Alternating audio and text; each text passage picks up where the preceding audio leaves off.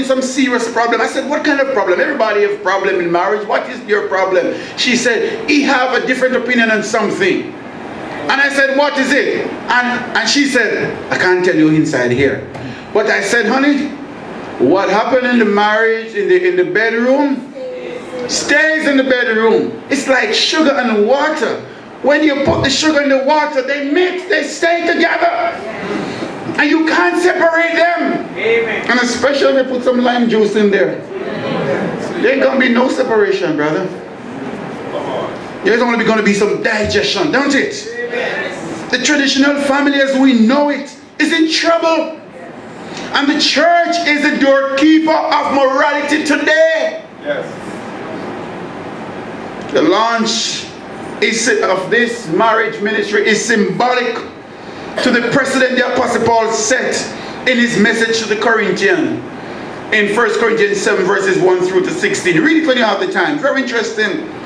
The question of what constitutes a family is a prime area of debate in family sociology, as well as in politics and religion.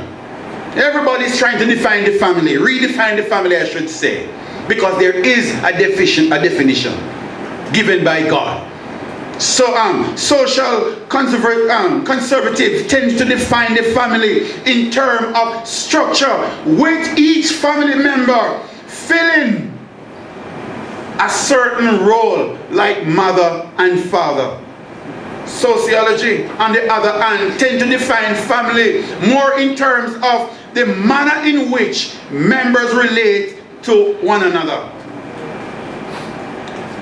But God has chosen the framework for the family. And to help us understand the authority on his family life plan, it's not like ours. And I'm so glad that God's family life plan is just different.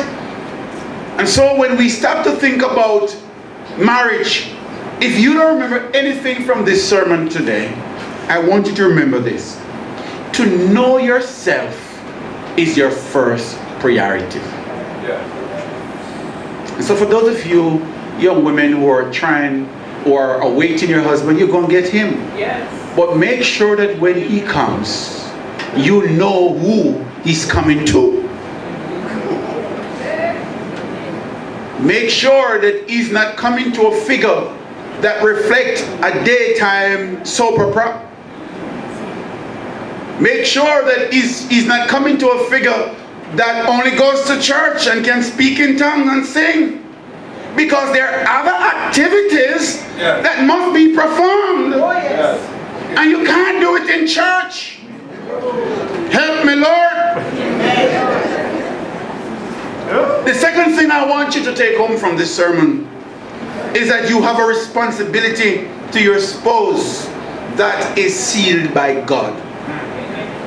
And so everything you do then and there and today, I want you to remember that you're doing it as unto the Lord. Yes. You're not doing it to please only. It's good to please him, but if you can please him as unto the Lord, man, him don't have no reservation for anything more. I would say something about that, but let me continue for time's sake. Husband, you know about having more than enough? Help me, Lord. Please don't answer. And the final thing that I want us to remember from this sermon is that we must understand our function in God's order. Not what Hollywood says, not what the sociologist says, not what the psychologist says, but only what God says. And if you can do that, you will have a happy marriage. God bless you. Wow.